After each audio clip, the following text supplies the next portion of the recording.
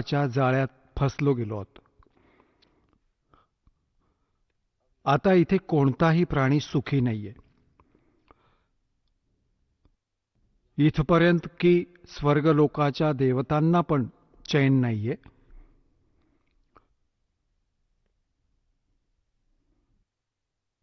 मग आपण इथे राहत कशासाठी आहोत?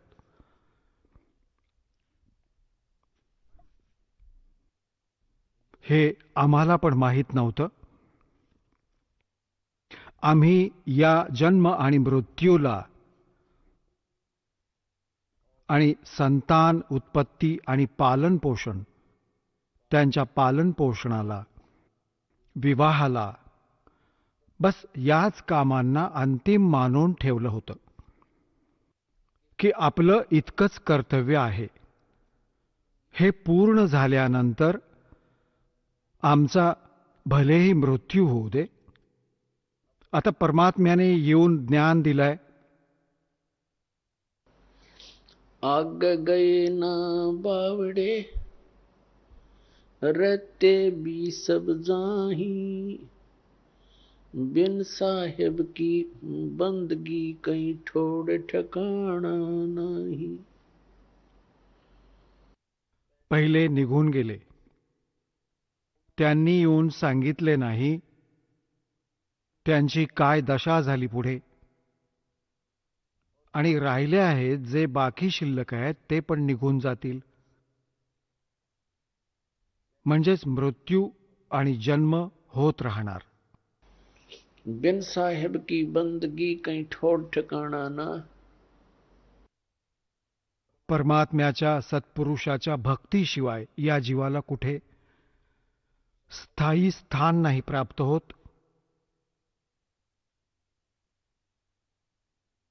जसं मनुष्य शरीरात प्राण्याचा मृत्यू नक्कीच आहे. इथे मृत्यू झाला. पुण्य व पापाच्या आधाराने पुढे त्याला स्थान मिळतं. पुण्याच्या आधाराने स्वर्ग प्राप्ती होते. स्वर्गाचा समय मर्यादित असतो. तो त्याच्या पुण्यावर आधारित असतो. जेव्हा स्वर्गात त्याच्या पुण्याची पुंजी समाप्त होईल त्याला काही वेळ आधीच सतर्क केलं जातं की आता तुझ्या जाण्याची वेळ आली आहे. ही अजून समस्या आहे तिथल्या स्वर्गातल्या देवतांची, स्वर्गातल्या राहणाऱ्यांची. राहणाऱ्यांना त्यांना आधीच माहीत असतं की तुमचा मृत्यू होईल. असं समजा त्यांना फाशीची तारीख दिली जाते, तर मग त्या प्राण्याला त्या स्वर्गात राहून पण नरक वाटत राहतो. तिथे मृत्यूच्या नंतर जबरदस्तीने, जसं इथे बळजबरीने मारलं जातं, मृत्यू दिला जातो, काहीही कारण असो. याच प्रकारे स्वर्गात पण वेळ पूर्ण होताच तिथून ताकदीने जबरदस्तीने काढून टाकलं जातं, बळपूर्वक. मग नरकात टाकलं जाईल. नरकाचा वेळ पूर्ण होताच तिथून बळपूर्वक बाहेर फेकून दिलं जाईल. तर पुण्यात्म्यांनो, इथे पृथ्वी लोकावर मृत्यू झाला, इथे झाला चला चला. स्वर्गात गेले, तिथे झाला चला चला. आणि परत नरकातून पण परत चला. गाढवाची योनी मिळाली, परत मृत्यू झाला चला. कुत्रा बना, कुत्र्याचा मृत्यू झाला चला. डुक्कर बना. तर असे मग वेळ आल्यावर परत मनुष्य बना. तर इथे परमात्मा सांगतात, आग गए ना बावड़े रहते भी सब जाही, बिन साहेब की भक्ति कहीं छोड़ ठिकाना नहीं.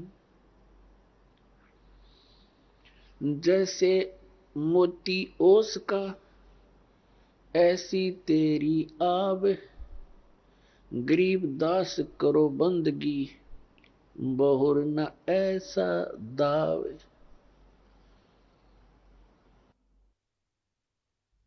आता काय सांगतायत? तुमचं मानवी शरीर असं आहे जसं सकाळी सकाळी दव पडतं गवतावर, काट्यांवर, पानांवर, आणि सूर्य उदय होताच 1 तासाच्या आत त्याचं नामोनिशाण नाही राहत. तर इथे सांगतात परमात्मा, गरीबदास साहेबजी सांगतायत परमात्म्याकडून प्राप्त ज्ञानाला, जैसे मोती ओस का ऐसी तेरी आव, तुझे वय असे आहे और गरीबदास कर बंदगी बहोरनी ऐसा दाव. आता डाव कसा आहे? मनुष्य शरीर एक डाव लागलाय आपला, आणि या डावात चुकलात परत खूप लांब कार्याची सुरुवात होईल. 84 लाख योनींमध्ये भ्रम भटकून कष्ट घेऊन परत कधीतरी मानव शरीर प्राप्त होईल, तेव्हा ह्याच क्रिया आपण परत करत राहू. तर पुण्यात्म्यांनो, परमेश्वराने सांगितलं आहे, सुखदेव ने 84 भुगती बन्या पजावे खरवो, तेरी क्या बुनियाद पुराणी तू पेंडा पंथ पकडवो. सुखदेव सारख्या ऋषीने पण 84 म्हणजे 84 लाख योनींचे कष्ट घेतले. और बन्या पजावे खरवो, खर म्हणजे गाढव, कुंभाराच्या भट्टीत म्हणजे त्या विस्तवावर जिथे विटा भाजल्या जातात आणि जिथे भांडी भाजली जातात, त्याला त्याला पजावा म्हणतात, पजावा इथल्या भाषेत. आणि खर म्हणजे गाढव. अशा ऋषींची पण दुर्गती इथे होत आहे. तेव्हा परमात्मा सांगतात, तेरी क्या बुनियाद पुराणी तू पेंडा पंथ पकडवो. पेंडा म्हणजे तो मार्ग. कोणता मार्ग? ज्यामुळे या 84 लाख योनींचे हे भ्रमण, हे कष्ट, जन्म आणि मृत्यू संपून जातील. त्या मार्गाला पकड, त्या ज्ञानाला ग्रहण कर. त्याकरता श्रीमद भगवद्गीता अध्याय नंबर 4 श्लोक नंबर 32 मध्ये म्हटलंय की अर्जुन, जे मी आता तुला ज्ञान ऐकवलं, अध्याय नंबर 4 श्लोक नंबर 25 पासून 30 पर्यंत, ज्यात सांगितलं गेलंय की कोणीतरी देवतांची पूजा करतात आणि कोणी फक्त हवन यज्ञ करून संतुष्ट आहेत, आणि कोणी योग अभ्यास करतो, कोणी तीव्र अहिंसावादी व्रत करतो, जसे तोंडावर पट्टी बांधून अनवाणी पायाने फिरतात, की कोणती जीवहिंसा नको होऊ दे. तर कोणी स्वाध्याय करतात, जसे कोणी गीतेचा पाठ करतो, तर कोणी वेदांच्या काही श्लोकांचे, मंत्रांचे रोज स्वाध्याय करतो. तर या प्रकारच्या जेवढ्या काही क्रिया आहेत, जे कोणी करत आहे ते आपल्या क्रियांना सत्य मानून करत आहे. जर याला हे समजलं की शास्त्र अनुकूल नाहीये, तर त्यागून देईल लगेच. यासाठी श्रीमद भगवद्गीता अध्याय नंबर 4 श्लोक नंबर 32 मध्ये म्हटले की अर्जुन, या धार्मिक यज्ञ म्हणजे धार्मिक अनुष्ठानाची माहिती सच्चिदानंद घनब्रह्मच्या वाणीत विस्ताराने सांगितले आहे, आणि त्या परमात्म्याने आपल्या मुखकमलातून येऊन बोलली आहे. त्या सच्चिदानंद घनब्रह्मच्या वाणीत यज्ञांची माहिती, यज्ञ म्हणजे धार्मिक अनुष्ठानाच्या क्रियांची माहिती विस्ताराने सांगितली आहे. ते तत्वज्ञान आहे. 4थ्या अध्यायाच्या 33व्या श्लोकात सांगितलं की अर्जुन, या द्रव्यमय यज्ञाच्या तुलनेत ज्ञान यज्ञ श्रेष्ठ आहे. द्रव्य यज्ञ काय असतो? जसे बघाबघी कुठे भंडारे केले, गंगेच्या काठावर कुठे चादरी वाटल्या, काही अजून क्रिया जशा काही धर्मशाळा बनवल्या. आता काय सांगितलंय की या द्रव्य म्हणजे धनाने, पैशाने होणारे जे अनुष्ठान आहे त्याची अपेक्षा ज्ञान यज्ञ श्रेष्ठ आहे. तर ज्ञान यज्ञ तत्वज्ञान म्हणजे सत्संग आहे. सत्संग हे तत्वज्ञान आहे जे सगळ्या सद्ग्रंथांना अनुकूल असेल. ते तत्वज्ञान आहे आणि ते ज्ञान परमात्माच येऊन देतात. ज्ञान, अध्यात्मक यथार्थ ज्ञान परमात्मा स्वतःच येऊन प्रदान करतात. बाकी तर जीवसंज्ञेचे प्राणी आहेत, जीवसंज्ञेत आहेत, ते आपले आपले अनुभव अटकळ लावतात. परंतु यथार्थ ज्ञान परमात्माच सांगू शकतो.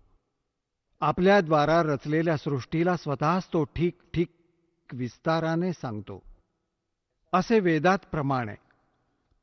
तर हे तत्वज्ञान आहे जे सच्चिदानंद घनब्रह्म म्हणजे पूर्ण परमात्मा कबीर देव यांनी आपल्या कबीर वाणीमध्ये जे ज्ञान सांगितले आहे ते तत्वज्ञान आहे.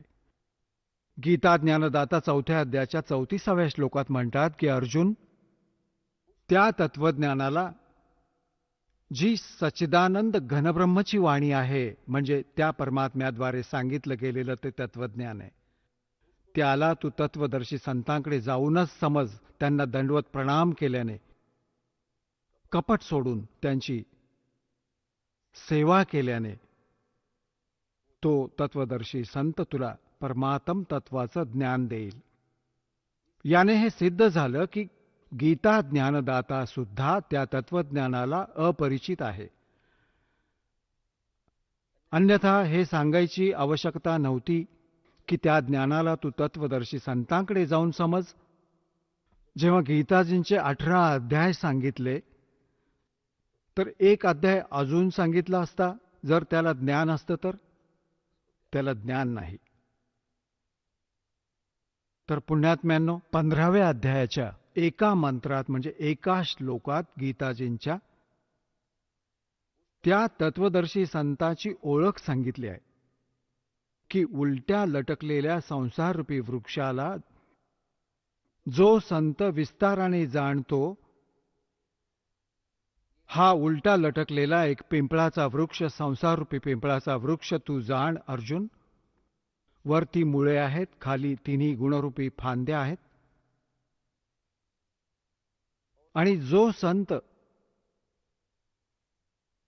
या उलट्या लटकलेल्या संसाररूपी वृक्षाच्या सर्व विभागांना सांगेल, सवेदवित, ते तत्वदर्शी संत आहेत. पुण्यात्म्यांनो, जोपर्यंत सत्संग नाही मिळणार या प्राण्याला, तोपर्यंत तो असाच या जन्म आणि मृत्यूच्या दीर्घ आजाराने ग्रस्त राहील. आणि सत्संग फक्त परमात्माच सांगू शकतो. तो परमात्मा 600 वर्षांपूर्वी येऊन आम्हाला सत्संग सांगत असत, ज्ञान देत असत. त्या आपल्या अमृतवाणीने, सच्चिदानंद घनब्रह्मांच्या वाणीने. तर त्याला त्यावेळी आपण स्वीकार नाही करू शकलो, कारण आपण अशिक्षित होतो. आणि जो एक ब्राह्मण वर्ग शिक्षणाचा अधिकारी होता, त्यांची बुद्धी तिथपर्यंत पोहोचू नाही शकली, कारण ते काळ भगवानाने प्रेरित राहिले आणि परमात्म्याचा विरोध केला. हे सांगून की कबीर अशिक्षित आहे, हा संस्कृत भाषा नाही जाणत, हा उलटसुलट बोलत आहे, हा खोटं बोलत आहे. परमात्मा सांगत असत, गुण तीनों की भक्ति में ये भूल पड़ो संसार, कहें कबीर निज नाम बिना कैसे उतरो पार. तीन देव की जो करते भक्ति, उनकी कदे ना होवे मुक्ती. आजपासून जवळजवळ 600 वर्षांपूर्वी हे शब्द बोलणं की तीन देवता ब्रह्मा विष्णू महेशजींची जे भक्ती करतात त्यांना कधी मोक्ष नाही मिळू शकत.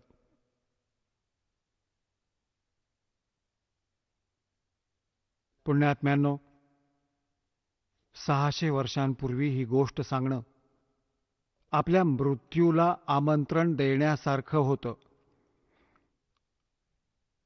आपल्या मृत्यूला निमंत्रण होतं, परंतु ते तर अविनाशी होते, ते तर परमात्मा होते आणि त्यांनी त्यावेळी हे शब्द बोलले होते. आणि असा घोर विरोध केला होता त्या मालकांच्या. त्या लीलांना जो वाचतो डोळ्यातील अश्रू नाही संपत. असेही जुलूम केले होते त्या परमपित्यावर, आमच्या भगवान, आमच्या पित्यावर. आता जे विरोध करत होते ती पण त्यांचीच मुले, ब्राह्मण, काजी मुल्ला, त्याच परमात्म्याची मुलं आहेत. त्या परमेश्वराने कोणाला पण शाप नाही दिले, नाहीतर ती समर्थ शक्ती एका क्षणात जर या दुसऱ्या जे आम्हाला, ते आमचे पिता नसते तर त्यांना खूप काही शिक्षा दिली असती. अशी दिली असती की विचारू नका.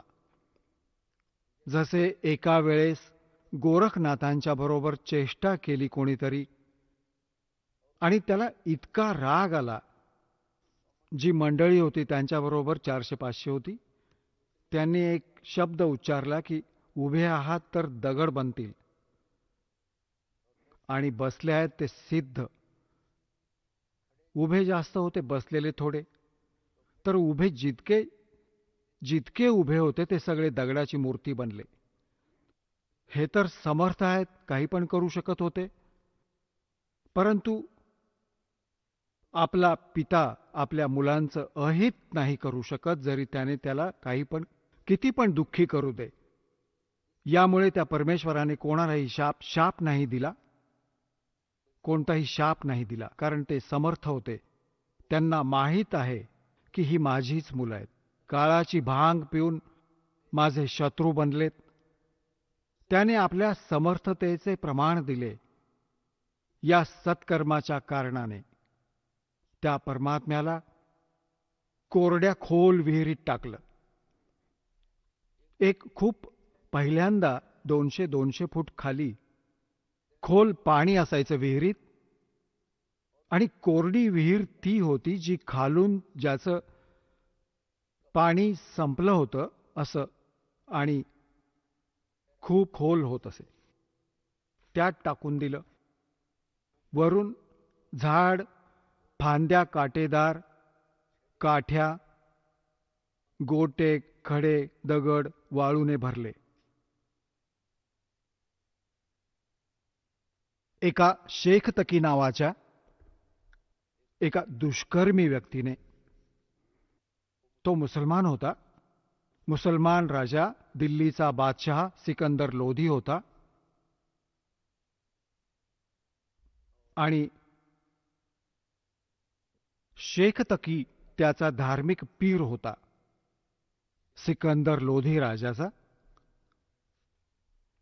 मुसलमानांना एकत्र करत होता, राजाच्या समोर घोषणा द्यायला लावायचा.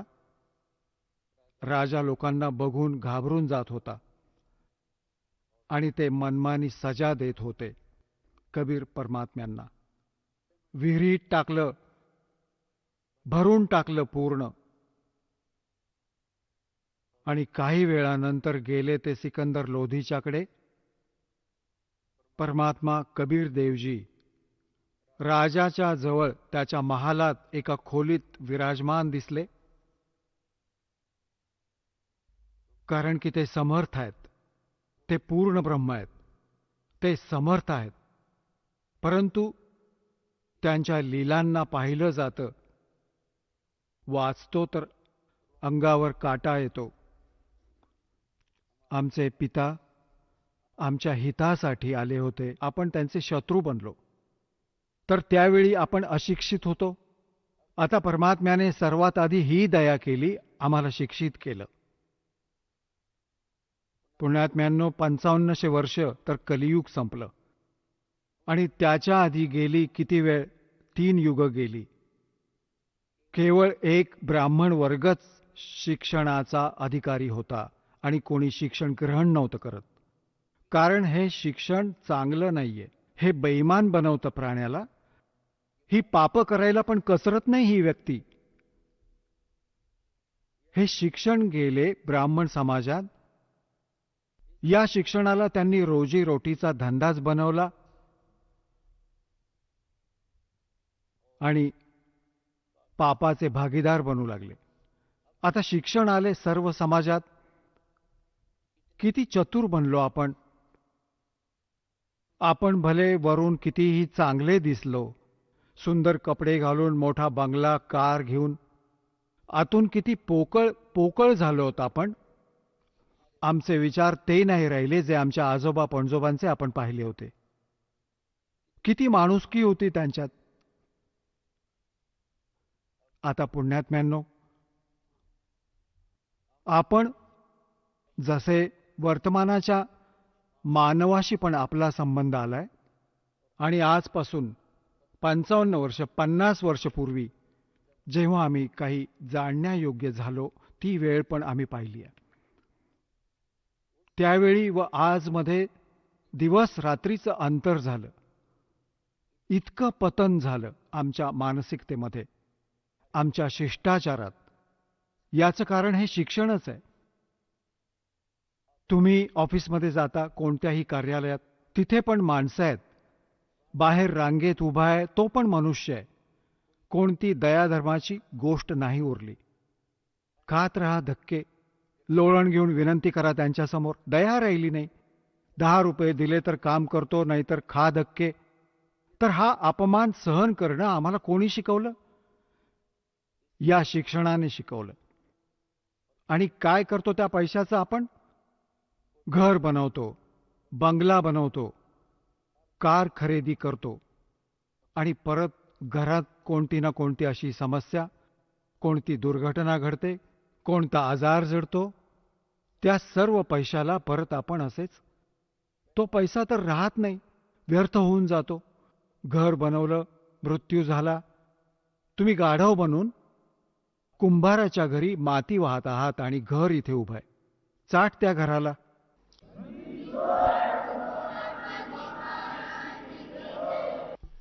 तर पुण्यात्म्यानो, या ज्ञानाने आपण या मायेपासून दूर होऊ. कारण ही माया शत्रू आहे आपली. आणि या मायेचा आपण उपयोग कुठे करतो? आपण परंपरा चुकीच्या बनवल्या. विवाह करताना पूर्ण नाटक करून बसतो. माहीत नाही कोणकोणत्या प्रकारे आपण आपल्या या क्रियांना, ज्या साध्या पद्धतीने करायला हव्या होत्या, त्याला नाटक बनवतो. विवाह करतो, मुलाकडचे आनंद साजरा करतात, मुलीचा विवाह होतो, डीजे वाजवतात. अरे, लग्न 2 मुलांचं होणार आहे आणि परमात्म्याने करून ठेवलेलं असतं. कारण संयोग भगवानच जोडून पाठवतो, जीव नाही जोडू शकत. ही चूक आहे त्याची. तर आपल्या साध्याशा पद्धतीने लग्न करा मुलांचं. नातंच तर जोडायचंय, वचनानं जोडलं जातं. ठीक आहे, आम्हाला तुमचा मुलगा पसंत आहे. ते सांगतात आम्हाला तुमची मुलगी पसंत आहे. 2 मुलांचा विवाह मान्य झाला. झालं लग्न, यात किती वेळ लागतो? आता आपण पाहिलं, वर्तमानपत्रात वाचलं, पहिल्या दिवशी डीजे वाजवत होते, मुलाचं लग्न होतं, बहिणी पण नाचत होत्या, आई पण नाचत होती, गल्लीत उभं राहून. आता सगळे कळवातण्या झालो आपण, माणुसकी विसरलो पूर्णतः. पुढच्या दिवशी काय झालं की विवाहासाठी जात होती वरात. रस्त्यात नवरदेव असलेली गाडी आपटली एका ट्रेलरवर.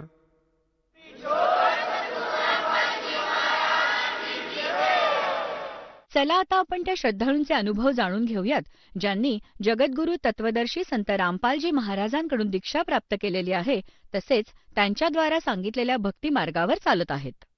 नमस्कार. नमस्कार. आपलं नाव? विठ्ठल व्यंकट पवार. आपण कुठून आलात? गाव चोरगाव, तालुका दरगाव, जिल्हा जळगाव. आपला व्यवसाय काय आहे? माझा व्यवसाय शेती. संत रामपालजी महाराजांची नामदीक्षा आपण कधी घेतली? 2013. संत रामपालजी महाराजांची नामदीक्षा घेण्याअगोदर आपण व आपला परिवार कोणती भक्ती साधना करत होतात? संत रामपालजी महाराजांची दीक्षा घेतण्याच्या पहिले आम्ही वारकरी संप्रदायामध्ये जुळलो होतो. ती भक्ती आम्ही जवळजवळ 20 वर्षे केली. त्या भक्तीमध्ये आषाढी कार्तिकी 2 वाऱ्या करणे आणि 15 दिवसामध्ये जे एकादशीचं व्रत येतं ते व्रत उपवास करणे, कीर्तनं प्रवचनं ऐकणे आणि पायदळ पंढरपूर जाणे किंवा जसं जमलं तसं एस टी म्हणा, पण पायदळ म्हणा, पंढरपूरची वारी करणे. वारी करत असताना माझ्या जवळजवळ 10 वाऱ्या झाल्या. परंतु माझी जी काही आत्मिक शांतता होती ज्ञानाची, ती मात्र होत नव्हती. ती सारखी अपुरीच होती. परमात्म्याची मला सारखी चाहना होती आणि ती तहान मात्र 20 वर्ष पंढरपूरच्या वाऱ्या करून सुद्धा कीर्तन प्रवचन ऐकून कीर्तनामध्ये जे सांगितलेले नियम होते, साधू संतांची सेवा करणे, त्याच्यात मात्र माझी जी काही आत्म्याची जी ज्ञानाची संतुष्टी होती ती मात्र तिथे झाली नाही. म्हणजे ग्रंथांमध्ये, ज्ञानेश्वरीमध्ये, तुकाराम महाराजांच्या गाथामध्ये जे काही मला वाचण्यामध्ये किंवा ऐकण्यात येत होतं ते नेमकं कीर्तना प्रवचनामध्ये त्याची दुविधा पडत होती. त्याच्यामुळे मला त्या ज्ञानामध्ये माझ्या आत्म्याची संतुष्टी होत नव्हती.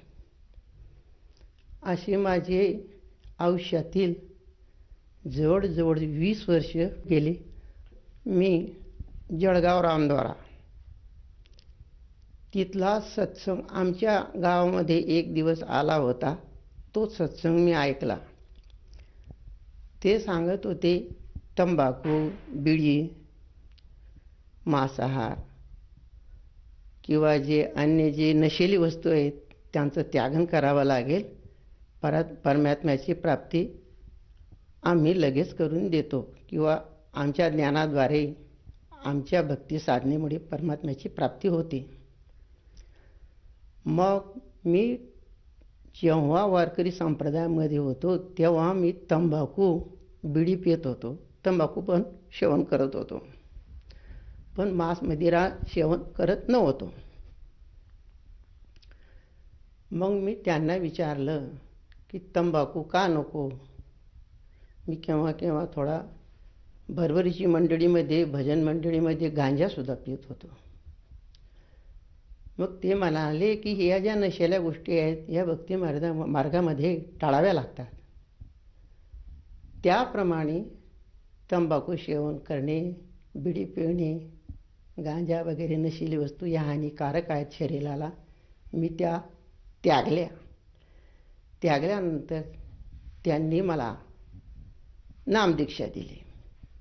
नामदीक्षा दिल्यानंतर परमात्म्याची प्राप्ती कशी होते मी त्यांना ते विचारलं की आहे तुझपाशी, तू जागा विसरलाशी, हे जे प्रमाण आहे तर मग हे कसं काय आहे. तर त्यांनी सांगितलं तुम्ही ही साधना करा.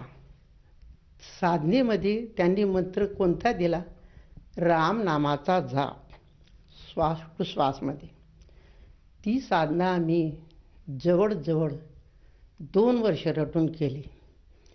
एका जागेवर बसून 2-2, 3-3 घंटे साधना करत करत मी ती साधना करत असताना सरजी जवळजवळ 6 घंटे बसून राहत होतो, कारण मला परमात्म्याची चाहना होती. तो कसा मिळेल आणि हा मानव देह तेवढ्याकरता मिळाला आहे. असं करत करत त्यांना मी जो प्रश्न केला की मला प्राप्ती अजून झाली नाही. मग ते म्हणाले, तुम्हाला तुमच्या गटात ध्वनी ऐकू येते काय? मी सांगितलं. मग त्यांनी सांगितल्याप्रमाणे ती ध्वनीचा असा आवाज आहे आणि ती ध्वनी अशा अशा पद्धतीने आणि अशी अशी लागते. मग ते मला लागण्याची सुरुवात होऊन गेली होती. असे बरेच दिवस मी तिथे ती भक्ती करत असताना परंतु ती शास्त्राला धरून नसल्यामुळे माझ्या मनात परत आणखी उथल पुथल होत होते. ते म्हणजे कसे की शास्त्र सांगतं की परमात्मा करता जी साधना आहे ती साधना तो गुरु देतो आणि ह्या ठिकाणी तर गुरु नाही, गुरुविना मार्ग नाही कर्मनिष्ठा. मग हे जी आपण साधना करत आहे ही काळाची आहे का परमात्म्याची आहे, हे मला माझ्या मनात सारखं उथंबून येत होतं. त्या शंका कुशंकेने मी सत्संग TV चॅनलमध्ये पाहत होतो अनेक संतांचे. एकाएकी एक दिवशी मला संत रामपालजी महाराजांचा बघण्यामध्ये मिळाला. आता सर्व संत बोलतात, पण हे जे संत होते, हे संत रामपालजी आहेत का कोण आहे मला ते माहीत नव्हतं. पण ते मात्र प्रत्येक प्रमाण असं बोट फिरवून प्रमाणशीर वेद, गीता, कुराण शरीफ, बायबल असं एक एक प्रमाण देत सांगत होते. म्हटलं असा कोण एक जीवात्मा आहे की हे सर्व ज्ञान आणि हे आतापर्यंत कोणीच दाखवलं नाही, आणि हे कुठे मिळत असेल, पण हा कुठे असेल याची मला सारखी विचार डोक्यात फिरत होते. पण जाणार कसं? आपलं एवढं शिक्षण नाही, तो मार्ग आपल्याला माहीत नाही किंवा तो दाखवणारा आपल्याला माहीत नाही. मग ते सत्संगामध्ये सांगत होते की निशुल्क पुस्तक ज्ञानगंगा, त्यावेळेला ज्ञानगंगा पुस्तक हे म्हणजे चांगलंच प्रख्यात होतं. आणि ते पुस्तक एवढं मोठं पुस्तक निशुल्क म्हणजे पोस्टाद्वारे आपल्या घरी आपला पत्ता दिला म्हणजे मिळतं. मग ते पुस्तक मी माझ्या मुलाला फोन नंबर करून हरियाणा प्रांतामध्ये ते निशुल्क पोस्टमनने माझ्या घरी आणून दिलं. मला एवढा आनंद वाटला. एवढं मस्त पुस्तक हे, एवढंसं पुस्तक घ्यायला गेलं म्हणजे 50 रुपये लागतात, आणि एवढं मोठं पुस्तक हे निशुल्क कसं मिळालं. आणि ते पुस्तक मी उघडलं तेव्हा गुरुदेवांचा तो फोटो, कबीर भगवानचा फोटो, अरे वा, इथे मोठे महान संत आहेत. आणि एक एक जे पान वाचण्याला लागलो आणि त्या वाचण्यामध्ये जे मला थोडं थोडं समजत लागलं, ज्ञान तर नव्हतं पण तिथे वेद, आता वेद मी डोळ्याने बघितले नव्हते, कुराण शरीफ, बायबल, त्याचप्रमाणे गीतावर तर भयंकर जोर, गीतेचे सर्व प्रमाण. आता तिथे गुरुदेवांनी असा एक प्रश्न मी ऐकला, 18वा अध्याय, सर्व धर्मानां परित्यज्य मामेकं शरणं व्रज अहं सर्व पापेषु मोक्षयिष्यामि.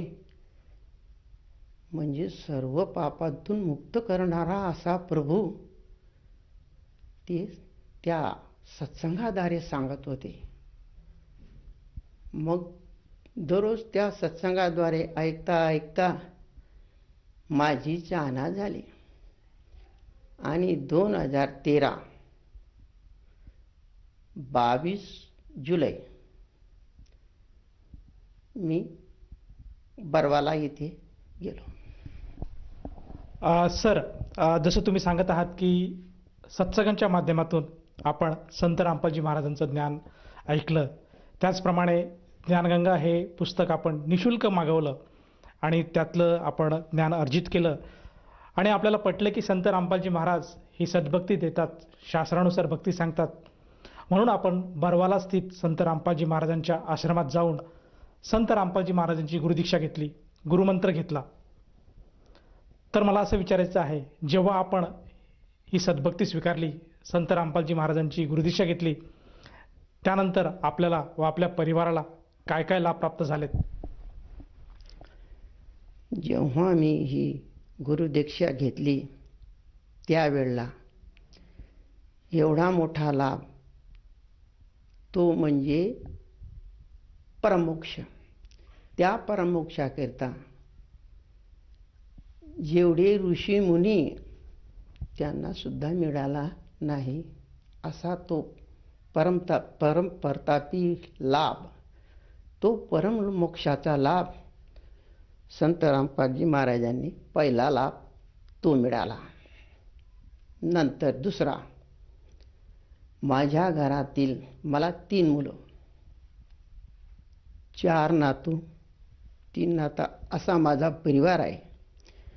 ह्या परिवारामध्ये माझे 3 मुलं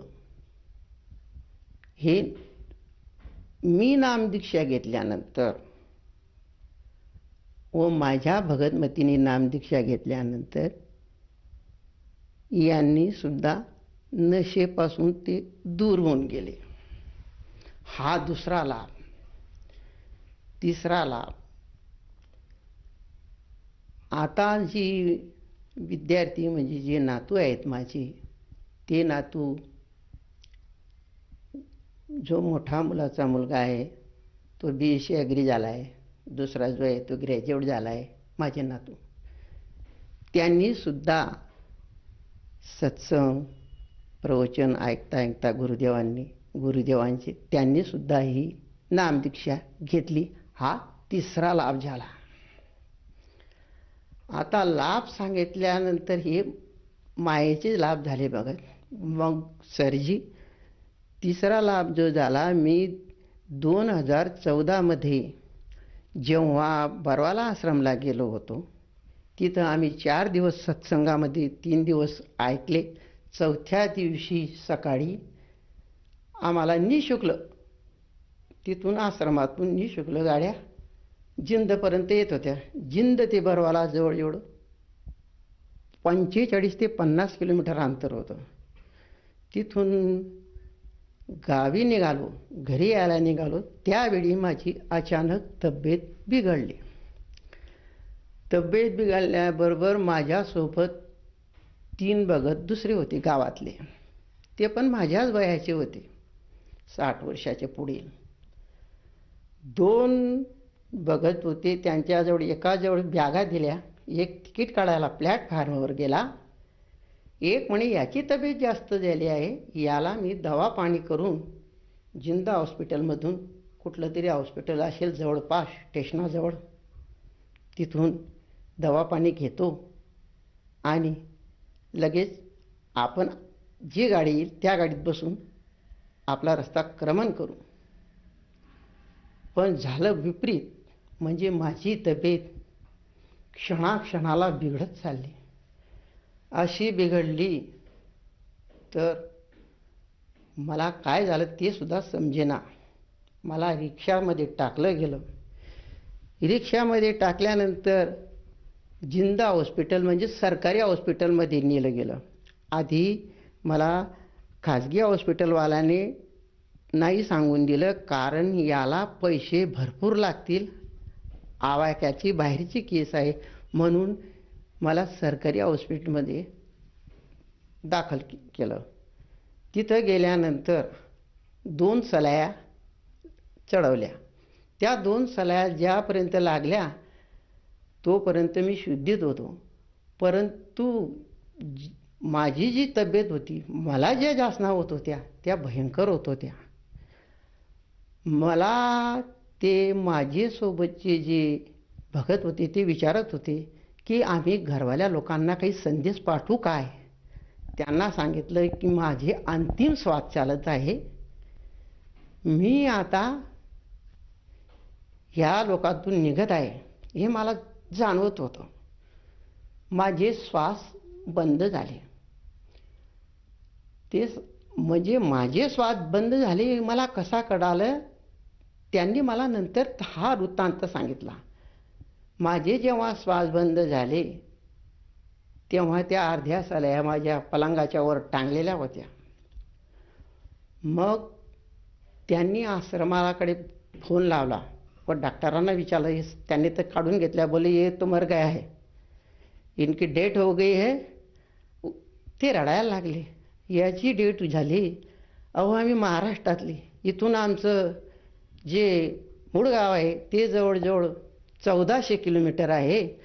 आणि 1400 किलोमीटर काय, पण ही जी डेड बॉडी आहे याला तर 100 किलोमीटर बी घेऊन जाणं अवघड आहे. तेवढा पैसासुद्धा आमच्याजवळ नाही. ते रडायला लागले. मग त्यांनी बरवाला आश्रममध्ये तुम्ही एक लिफाफा तयार करा आणि आम्हाला गाडी द्या. डॉक्टर सांगायला लागले हो हम आपकी जो आपको लगने वाली एम्बुलेंस कर देंगे और जो बोलेंगे हम यहाँ 50 किलोमीटर 100 किलोमीटर हम छोड़ देंगे असं त्यांनी सांगितलं. पण हे सारखे मात्र माझ्या पलंगावर लढत होती. मग तिकडून फोन आला आश्रमातून फोन आला तर त्यांनी विचारलं की भगत को सतनाम प्राप्त हुआ है. बोले हाँ जी हाँ. तो आप भगत के पलंग पर बैठ के सतनाम का सुमिरन करो. म्हणजे माझ्यासोबत जे बसले होते 3 त्यांनी सतनामाचा स्मरण केलं आणि सांगितलं की 1 तास तुम्ही वाट बघा, भगत उठून बसेल. पण त्यांना ते शाश्वत नव्हतं. कारण का, कारण इथे तर एक पल सुद्धा 3 लोकचा मोल आहे, तो सुद्धा मिळू शकत नाही. पण आता त्यांच्या हातात शिल्लक काहीच राहिलं नव्हतं. लढल्याशिवाय म्हणजे दुःखाशिवाय त्यांना काही सुचत नव्हतं. त्यांनी 1 तासभर शिमिरण चालू ठेवलं आणि माझ्या डाव्या पायाचा अंगठा हलला. मग आणखी परत त्यांनी दटून स्मरण केलं. म्हणजे त्यांना परमात्म्याबद्दल अतिशय दृढता निर्माण झाली आणि त्या दृढतेमुळे त्यांनी अर्धा तास परत आणखी स्मरण जसंच तसं सुरू ठेवलं. परमात्म्याची दया झाली आणि त्या क्षणाला मी अर्धा तासात उठून बसून राहिलो आणि त्यांना म्हणालो आपल्याजवळ पैसे नाहीत, तिकीटं फाडले गेले आहेत, गाडीचा टाईम झाला आहे, बॅगा उचला आणि चला. अरे ते म्हणाले भल्या माणसा, तुझा प्राण, तू इथून निघून गेला होता आणि तू हे काय बडबडत आहे. आपण असे जर निघून गेलो, आपली फाईल तयार झाली आहे, आपल्याला आपल्या महाराष्ट्रापर्यंत हरियाणा सरकारचे पोलीस येतील आणि तिथून निघून येतील, आपल्याला डॉक्टरांचा डिस्चार्ज घ्यावा लागेल. एक जण लगेच तिथून पळत मोठे डॉक्टर होते त्यांच्या कॅबिनमध्ये गेले. तिथे त्यांना निवेदन दिलं की डॉक्टर आमच्यावर फार उपकार केले. तसं तर आम्हाला त्यांना ती हिंदी भाषा बोलता बी न येत होती. पण त्यांनी सांगितलं आमच्यावर उपकार झाली, दया झाली आणि ते आमचं जे पेशंट आहे ते उठून बसलं. अरे हे कैसा शक्य हुआ. तेव्हा त्या दवाखान्यातील ती जी मॅडम आणि ते मोठे डॉक्टर येऊन माझ्या पलंगाच्या एक डाव्या बाजूला एक उजव्या बाजूला कमरेवर हात ठेवून असे बघायला लागले. माझ्याकडे सारखे टक लावून ये कैसा हुआ, ये तो चला गया था, आपने तो एम्बुलेंस करने को हमको बताया था कि हमको एम्बुलेंस कर दो, हम उनको वहाँ जला देंगे, हमारे आश्रम में हमारे भगत है, वहाँ हमारी सुविधा हो जाएगी. त्यांनी तर असं सांगितलं होतं. ये तो जिंदा हो गया. तो बोले ते सांगायला लागले आमचे पूज्य गुरुदेव, आम्ही आश्रमात फोन केला होता आणि आमच्या गुरुदेवांनी ती अर्धा स्वीकार केली आणि परमात्म्याने सांगितले कुछ नहीं बेटा, वो तो एक क्लास में जिद्दा हो जाएगा, उठ के बेटा तुम फिकीर मत करना. ते तसंच झालं. त्यांनी तसंच उत्तर दिलं. मग ते माझ्याकडे पाहिले.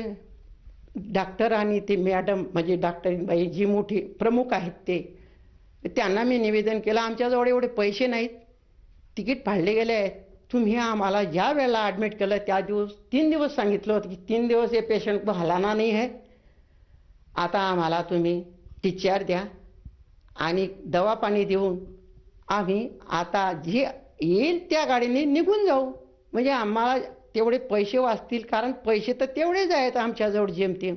मग त्या पद्धतीने त्यांनी बोलले नाही असा मानाचा इशारा देऊन हम अभी तुम्हारा जो सर्टिफिकेट आहे वो तयार करते तर ते सर्टिफिकेट जाण्याकरता तयार केलं. परंतु परमात्म्याने बंदी छोड सद्गुरू रामपालजी महाराजांनी हा एवढा मोठा लाभ या तुच्छ जीवाकरता दिला, नाहीतर पुढील भक्ती अपुरी राहून गेली असती आणि परत मला 84 येवणीमध्ये फिरावं लागलं असतं. 84 येवणीमध्ये फिरत असताना शास्त्रामध्ये कितीतरी प्रमाण दिले आहेत, तर ह्या येवणीमध्ये भटकत भटकत हा जीव त्रैमाम होतो. ही परमपूज्य गुरुदेव सद्गुरू रामपालजी महाराज यांनी हा सर्वात मोठा लाभ, हा लाभापरिता परिता कोणताही लाभ या विश्वामध्ये नाही आहे, असा लाभ परमपूज्य सद्गुरू रामपालजी महाराज यांनी दिला. आणि त्याचप्रमाणे मी जे करत आहे तेच माझ्या परिवारातली लोक करत आहे, म्हणजे ते सुद्धा सद्गुरू रामपालजी महाराजांचे शरणाग्रहण केला आहे.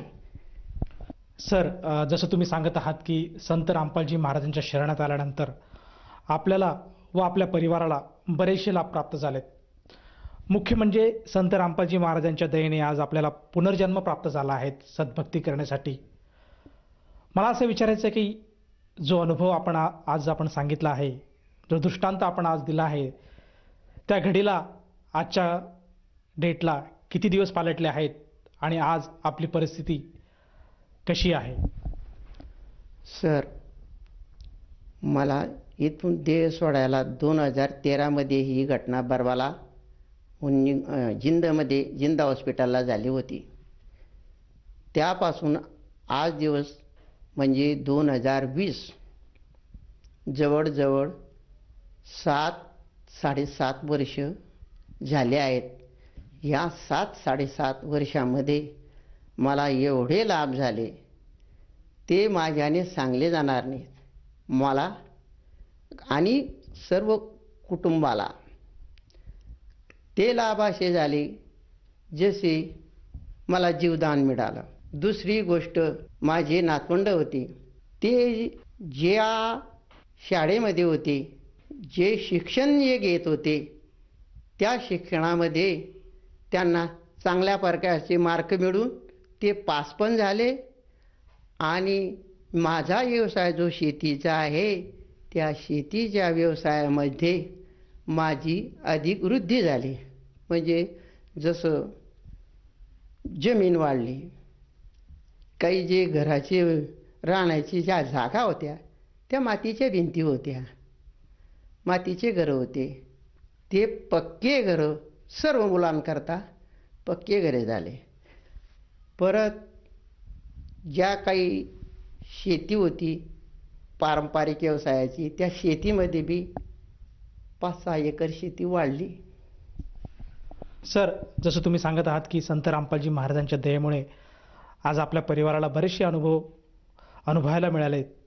आपली आर्थिक, शारीरिक, मानसिक उन्नती झाली. मुख्य म्हणजे आपल्याला जीवनदान मिळालं.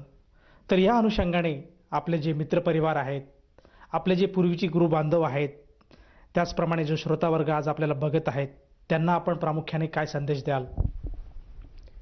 मी आज त्यांना हा संदेश म्हणजे नम्र विनंती करत आहे, जो मला आहे हे जे माझे जे निवेदन आहे, जो अनुभव आहे, जो अनुभव मी सांगत आहे, हे माझे जे वारकरी असतील, जे ठाकूरशिंगमध्ये, जय गुरुदेवमध्ये किंवा इतर पंथामध्ये काही नातेवाईक जे पण असतील, त्यांनी ही जी भक्ती आहे, ही भक्ती म्हणजे अशी काही म्हणजे इतर भक्तींसारखी नव्हे. मग कशी आहे? तर इथे जीव हमारी जाती है हा एक मोठा प्रश्न आहे. तर हा जीव हमारी जाती है, मानव धर्म हमारा. तर हे जे आमच्या गुरुदेवांनी सांगितलं आहे की धर्म कोणता, तर मानव. तर हा मानव धर्माने काय करायला पाहिजे, तर मनुष्य जन्म हे बार बार मिळत नाही. तर हे मनुष्यतन बार बार मिळत नाही, त्याच्याकरता हा मानवदेह फक्त भक्ती करण्याकरता मिळाला आहे. आणि हे मी सर्वांना प्रार्थना करून हात जोडून करबद्ध होऊन सांगतो की आपलं जे मनुष्य जीवन आहे हे वाया न घालता सतभक्ती करा. ते परखून निरखून जे सत्संग दररोज जे विविध कार्यक्रम म्हणजे विविध चॅनलवर जे सत्संग येत आहे ते सत्संग तुम्ही पहा. शंका येत असेल तर निःशुल्क पुस्तकं मागवा. आणि सत्संग पाहून सर्व सुशिक्षित मंडळी आहे. इथे असं कोणी सांगून दिलं आणि ऐकून घेतलं करून घेतलं असा काही नाही आहे. आपण त्याचा दूध का दूध पाणीचं पाणी असं मोकळं निवारण करा. आणि मग आपण ही जी सतभक्ती आहे याला निरखून फिरकून आपण हे भक्ती मार्गाचा स्वीकार करावा. आणि परलोक म्हणजे काय, सतलोक. हा सतलोकाचा जो मार्ग आहे हा या गुरुदेवांनी मोकळा केला आहे. ही प्राईम टाईम आता झाली आहे. तर सद्गुरू बंदीछोड सद्गुरू रामपालजी महाराज यांच्याकडून निःशुल्क दीक्षा ग्रहण करा आणि आपल्या जीवाचं कल्याण करा. सर, जसं तुम्ही सांगत आहात की मानवदेह हा वारंवार मिळत नाही, हा फक्त आणि फक्त मोक्षासाठी आहे, सद्भक्तीसाठी आहे. तर ह्या अनुषंगाने जर एखाद्या साधकाला संत रामपालजी महाराजांची नामदीक्षा घ्यावीशी वाटत असेल तर तो साधक नामदीक्षा कशी घेऊ शकेल?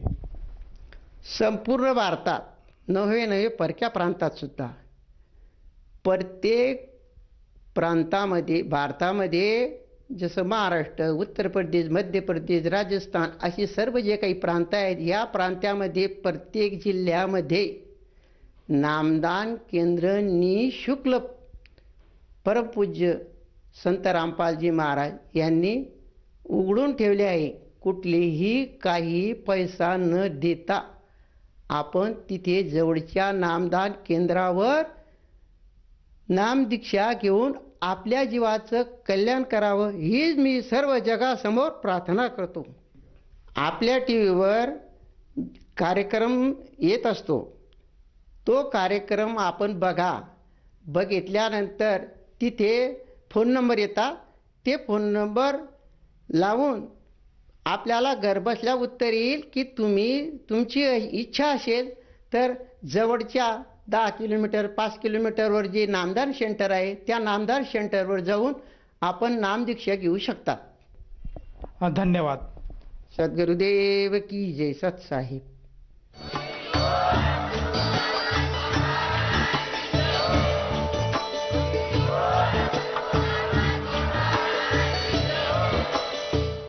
आपण ऐकत होता जगद्गुरु तत्वदर्शी संत रामपालजी महाराजांचे मंगल प्रवचन.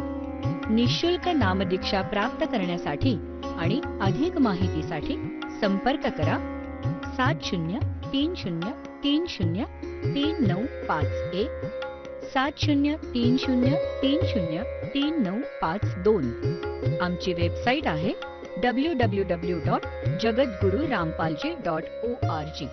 सर्व पवित्र धर्मांच्या व पवित्र शास्त्रांवर आधारित प्रमाणित अनमोल पुस्तक ज्ञानगंगा किंवा जगण्याचा मार्ग यापैकी कोणतेही एक पुस्तक निःशुल्क मागवण्यासाठी आम्हाला आपले पूर्ण नाव, पूर्ण पत्ता, पिनकोड सहित आणि फोन नंबर लिहून 7030303951 7030303952 नंबरवर SMS करू शकता किंवा आम्हाला 7030303950 नंबरवर व्हॉट्सअप देखील करू शकता.